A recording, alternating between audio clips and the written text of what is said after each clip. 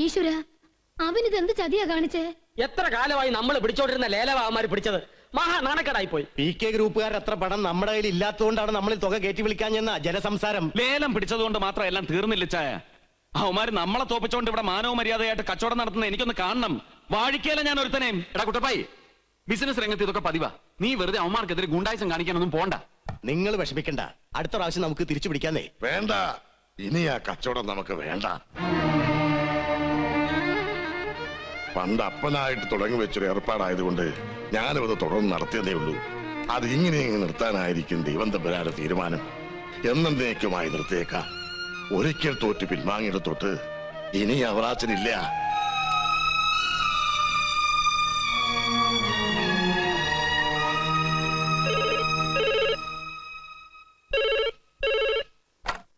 അതെ, ശേഖരൻ തമ്പിയോ? ഇതെന്നാ പറ്റി ഇത്ര പെട്ടെന്നൊരു തുക ഇങ്ങനെ പിൻവലിക്കാൻ? പലിശ കൃത്യമായിട്ടൊക്കെ എത്തുന്നുണ്ടല്ലോ. ഓഹോ, അത്ര അത്യാവശ്യമാണെങ്കിൽ വന്നോളൂ. ഓക്കെ. എന്നതാണെന്ന് അറിയാൻ മേല. രാവിലെ മുതൽ വരുന്ന കസ്റ്റമേഴ്സ് എല്ലാം പണം വിഡ്രോ ചെയ്തുകൊണ്ട് പോവാ. ഇങ്ങനെ പോയാ കുറച്ച് ഫണ്ട് ഉടനെ റേസ് ചെയ്യേണ്ടി വരും.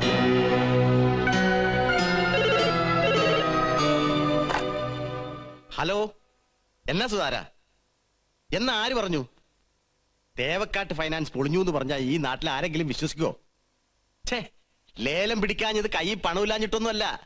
ആ തുകയ്ക്ക് പിടിച്ചാൽ നഷ്ടം വരുമെന്ന് ഉറപ്പുള്ളതുകൊണ്ട് ഞങ്ങൾ അങ്ങ് വിട്ടുകൊടുക്കായിരുന്നു. ആ, നിങ്ങൾക്ക് എപ്പോ വേണമെങ്കിലും പണം വിഡ്രോ ചെയ്യാം. വന്നോളൂ.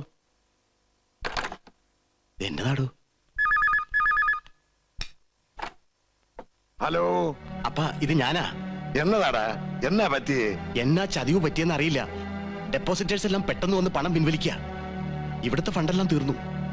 ഉടനെ കുറെ ക്യാഷ് റേസ് ചെയ്യണം. നീ വിഷമിക്കാതിരി, എല്ലാത്തിനും നമുക്കൊരു വഴിയുണ്ടാക്കാം.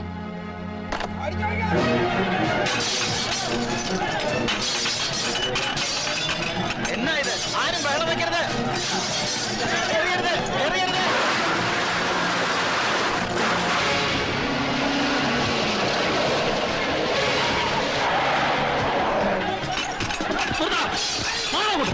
പിടിച്ച് മാറ്റമല്ല നിർത്താനാ പറഞ്ഞത്.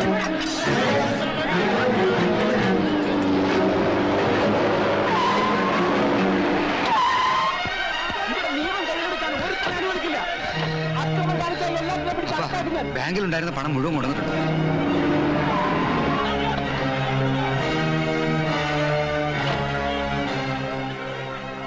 സീ ഫുഡ്സിലുണ്ടായിരുന്ന മുഴുവൻ ക്യാഷും കൊണ്ടുവന്നിട്ടുണ്ട്. അവന്റെയൊക്കെ മോന്തയ്ക്ക് വലിച്ചെറിഞ്ഞു കൊടുക്കാൻ. പിടിച്ച് മാറ്റണവന്മാരെ. അങ്ങോട്ട്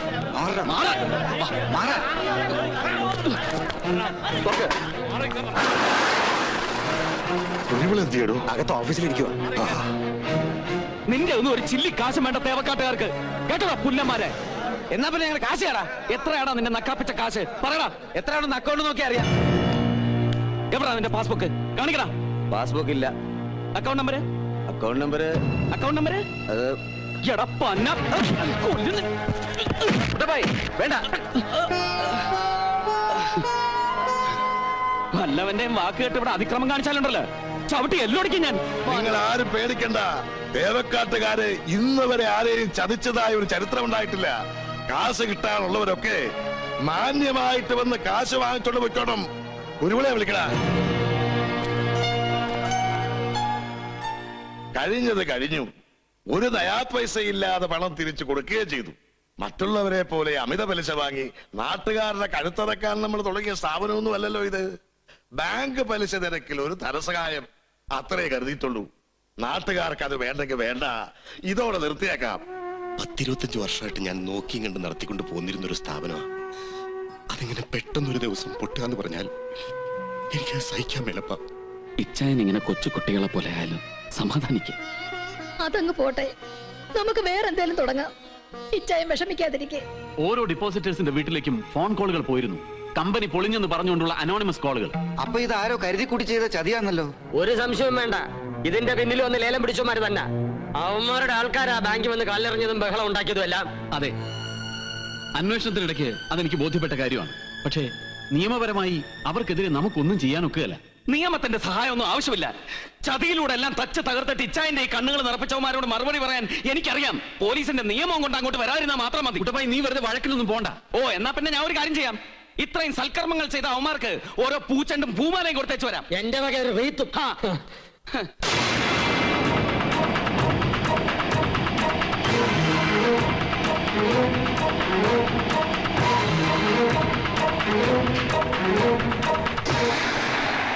ആ പുല്ലേ,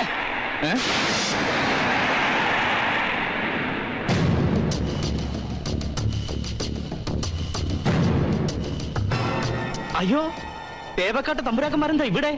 ഫൈനാൻസ് കമ്പനി പൊളിഞ്ഞിട്ട് ഫണ്ട് പിരിവിന് ഇറങ്ങിയതാ? എടാ, നീ ലേലം പിടിച്ചപ്പോ അത് ബിസിനസ് രംഗത്തെ ഒരു മത്സരമാണെന്ന് കരുതി ക്ഷമിച്ചു. പക്ഷെ ഫിനാൻസ് കമ്പനി തകർക്കാൻ നീ കളിച്ച കളിയുണ്ടല്ലോ, അത് കണ്ടപ്പോ മനസ്സിലായി നീ ആണും പെണ്ണും കെട്ട ഒരു പരമ നാറിയാണെന്ന്. അതേടാ, ആണും പെണ്ണും കെട്ട കളി ഒരുപാട് കളിച്ചിട്ട് തന്നെ ഇവിടം വരെ എത്തിയത്. തേവക്കാട്ടുകാരെ കുത്തുപാള എടുപ്പിച്ച് തെണ്ടിപ്പിക്കാൻ വേണ്ടി എന്തൊക്കെ നാറിയ കളികൾ കളിക്കാമോ അതൊക്കെ ഞാൻ ഇനി കളിച്ചുകൊണ്ട് തന്നെ ഇരിക്കും. നിന്ന് വാല് പഠിക്കാതെ പോടപ്പാ.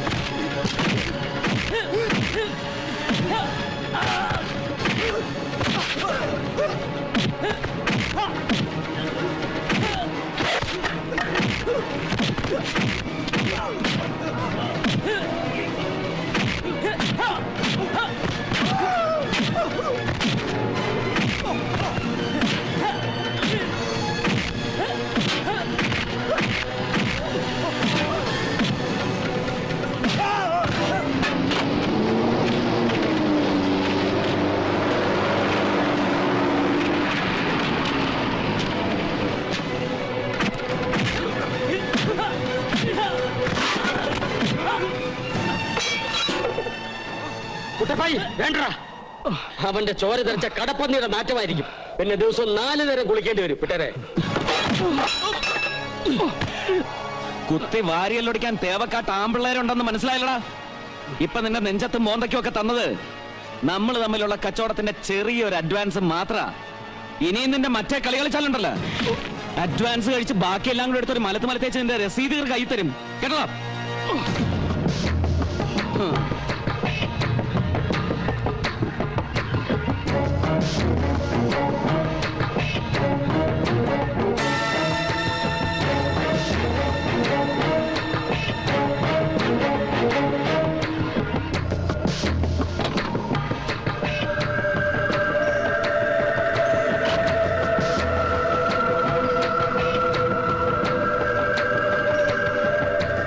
കൊച്ചനെ, PK ഗ്രൂപ്പുകാർ ആരാണെന്ന് നീ അറിയാൻ പോതേ ഉള്ളൂ. വഴിയെ അറിയിച്ചോളാം ഞാൻ.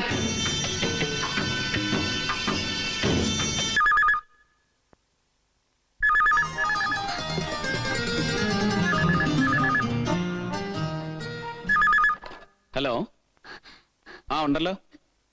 ആരാ സംസാരിക്കുന്നത്? ഞാൻ റാണിയുടെ കെമിസ്ട്രി പ്രൊഫസറാ.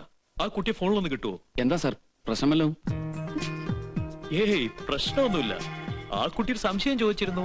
ഞാനത് റെഫർ ചെയ്തിട്ട് വിളിച്ചു പറയാമെന്ന് പറഞ്ഞിരുന്നു. അവൾ എന്നാ സംശയം ചോദിച്ചേ?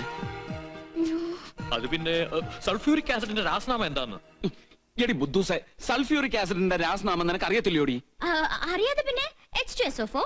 ആ, ഓ ഓ, ഡാ സൾഫ്യൂരിക് ആസിഡേ, നീ നേരിട്ടിങ്ങ് വന്നേച്ചാ മതി. ഒരു ജാറ സൾഫ്യൂരിക് ആസിഡ് മോന്തയ്ക്ക് ഒഴിച്ചു തരും. അപ്പൊ അറിയടാ നിനക്ക് അതിന്റെ രാസനാമം എന്നാന്ന്. അയ്യോ, കാണാൻ കൊള്ളാവുന്ന പെമ്പിള്ളേര് താമസിക്കുന്ന വീട്ടിലേക്ക് വിളിച്ച് ഒരുമാതിരി നമ്പർ ഇടാൻ നോക്കിയാലുണ്ടല്ലോ പന്ന.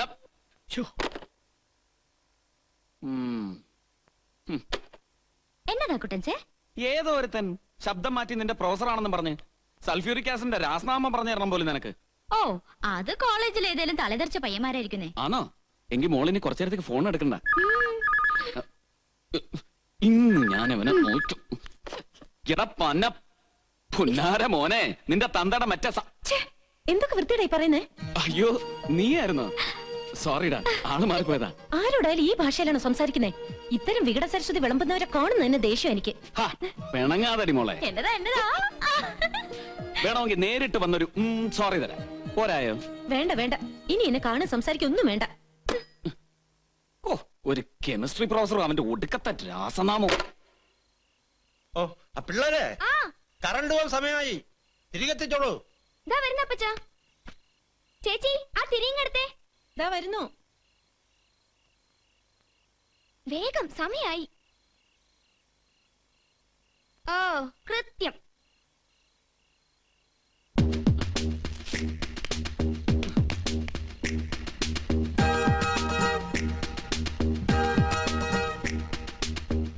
എടുത്താതെ കൊണ്ട് വെക്ക് പിള്ളേരെ.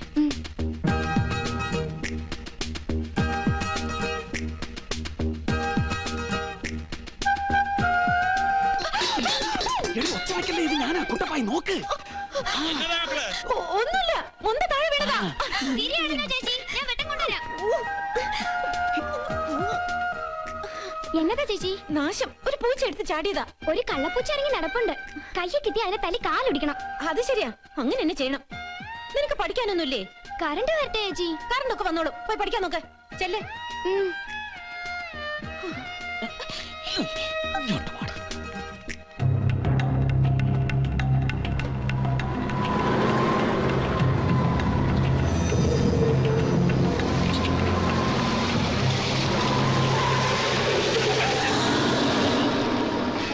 നടുറോട്ടിൽ വണ്ടി ഇട്ട് കളിക്കുന്നോടാ, എടുത്ത് മാറ്റടാ പുല്ലേ. സാറേ ബ്രേക്ക് ജാമായതാ, വണ്ടി റിവേഴ്സ് എടുത്ത് മാറ്റണം. നിന്നോടാ പറഞ്ഞ വണ്ടി എടുത്ത് മാറ്റിയിടാ. സാറേ നാശം പിടിക്കാൻ ഒന്ന് ഇറങ്ങി വന്ന് തള്ളടോ. വാടോ പിടിക്ക്, വാ.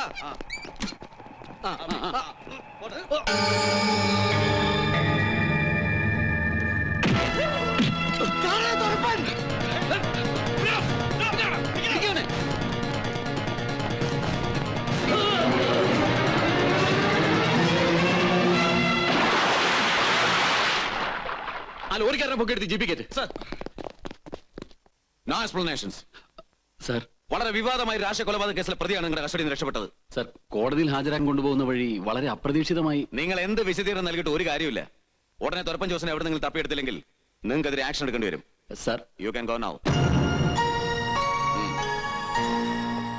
അതെ, തേവക്കാട്ടുന്ന് പറഞ്ഞാൽ മതി, മിനിസ്റ്റർക്ക് മനസ്സിലാവും. ആ മിനിസ്റ്ററാണോ? ഇത് തേവക്കാട്ട് കുരുവിളയാ. ഞാൻ അപ്പുറം കൊടുക്കാം. എന്നതാണോ ഇപ്പൊ ഈ വഴിയൊന്നും കാണുന്നില്ലല്ലോ? എന്റെ അവറാച്ചായ പരിഭവം ഒന്നും തോന്നരുത്, അറിയാമല്ലോ ഇപ്പോഴത്തെ പ്രശ്നങ്ങൾ. ഞാൻ വിളിച്ചത് നമ്മുടെ പോളിന്റെ കാര്യം പറയാനാ. അവന്റെ കയ്യിൽ നിന്നാണല്ലോ മറ്റേ പ്രതി ചാടിപ്പോയത്. അതിന്റെ പേരിൽ ചെറുക്കനൊരു തട്ടുകേടുണ്ടാകാതെ താൻ നോക്കിക്കോണം. പ്രതിയെ എങ്ങനെയെങ്കിലും പിടിക്കാതെ ഈ പ്രശ്നത്തിൽ ഒരു പരിഹാരം ഞാൻ കാണുന്നില്ല. എന്നാപ്പാ? ചാടിപ്പോയവനെ പിടിക്കാതെ ഒരു പരിഹാരമില്ലെന്നാ മിനിസ്റ്റർ പറയുന്നേ. ഒന്നിനു പുറകെ ഒന്നായിട്ട് ആകെ പ്രശ്നങ്ങളാണല്ലോ ഇവിടെ. ഇനിയിപ്പോ എന്നാ ചെയ്യും? മണിക്കൂർ വെച്ച് സ്റ്റേറ്റ് വിടുന്ന ഇനമാ തൊരപ്പൻ. പോളച്ചിന് ഇവിടെ കിടന്ന് ജീപ്പ് ഓടിച്ചോണ്ട് ഒരു കാര്യമില്ല. തൊരപ്പൻ എവിടെയാണെന്ന് അറിയണേല് ഇനി ഒറ്റ മാർഗേ ഉള്ളൂ. എന്നതാടാ? കീരിയെ പിടിക്കണം.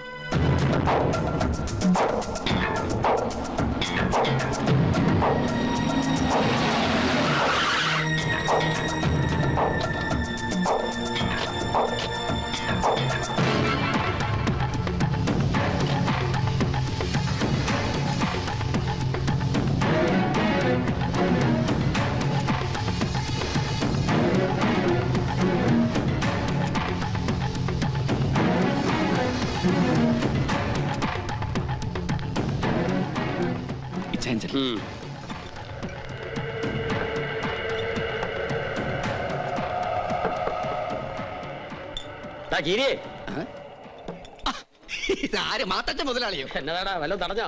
എവിടെന്ന്? ഇത് സ്കൂട്ടാ. നീ വന്ന ഒരു കോളുണ്ട്. വാടാ. എന്നതാ? വല്ലതും തടയുന്ന ഏർപ്പാടാന്നു? അതൊക്കെ നിന്റെ യോഗം പോലിരിക്കും. തരാ റെഡി ആയിട്ടാ ഞങ്ങൾ വന്നിരിക്കുന്നത്. അതെങ്ങനെ വേണോന്ന് മാത്രം പറഞ്ഞേച്ചാ മതി. എന്നാ മുതലാളി സംഗതി? സംഗതി നിസ്സാരം. അറിഞ്ഞു കാണും തൊരപ്പൻ ചാടിപ്പോയത്. അവൻ ഏത് മാളത്തിലാണെന്ന് മാത്രം പറഞ്ഞേച്ചാ മതി. കാര്യം ശരിയാ. അവനെന്റെ അടുത്ത സുഹൃത്താണേലും മുങ്ങിയത് എങ്ങോട്ടാണെന്ന് എന്റെ അമ്മച്ചിയാണ്, എനിക്കറിയത്തില്ല. സത്യം. അതിനാ മുതലാളി അറിയാമെങ്കിൽ പറയത്തില്ലു. എന്നാ വായിച്ചേ, ഇവന് കിട്ടാനുള്ള യോഗം ഇല്ലെന്ന് കരുതിയാ മതി. വന്നു കയറിയ സൗഭാഗ്യം നീ തട്ടിക്കളഞ്ഞിടാ കീരി. മുതലാളി ഒന്ന് നിന്നേ. നിന്നു. എന്നാടാ? അല്ല, പറഞ്ഞാ എന്നാ തരും? അത് കുട്ടപ്പായ തീരുമാനിക്കുന്നത്. കുട്ടപ്പായേ, ഇവൻ എത്ര കൊടുക്കാനാ ഉദ്ദേശം? കീരിക്ക് എത്ര വേണം? അല്ല, ഈ ഒറ്റല് വലിയ വഞ്ചനയാ. അപ്പൊ കാശ് ഇച്ചിരി കൂടും. ഒരു 50. അയ്യോ അത് നീ താങ്ങത്തില്ല. എന്നാ ഒരു 25. ഞാൻ മധ്യസ്ഥം പറയാം. വെറുതെ അധികം ഭാര്യ വലിച്ചൊന്നും മേടിക്കണ്ട. കയ്യോടൊരു 15 കൊടുത്തു തരും. എന്നതാ 15 വേണ്ട. ഹ, തന്നിട്ട് പറഞ്ഞാ മതിയെന്നേ. ഞങ്ങൾക്ക് ഒരു ധൃതിയും ഇല്ല. അപ്പൊ 15 ഉറപ്പിച്ചേ. കുട്ടപ്പായി ഞാൻ കൊടുത്തരടാ. അപ്പൊ ഇച്ച എണ്ണീക്കോ. ആ 2 3 4 5 6 7 8 9. ഓ അയ്യോ, ഈശോയെ 9 കിട്ടിയപ്പോഴേ നീ അണച്ചു. എന്നിട്ടാണ് 50 ചോദിച്ചത്. എന്റെ പുണ്യാളച്ച 50 കൊടുത്തിരുന്നേ ആംബുലൻസ് വേണ്ടി വന്നേ. പറയടാ, എവിടെയാ തുറപ്പൻ?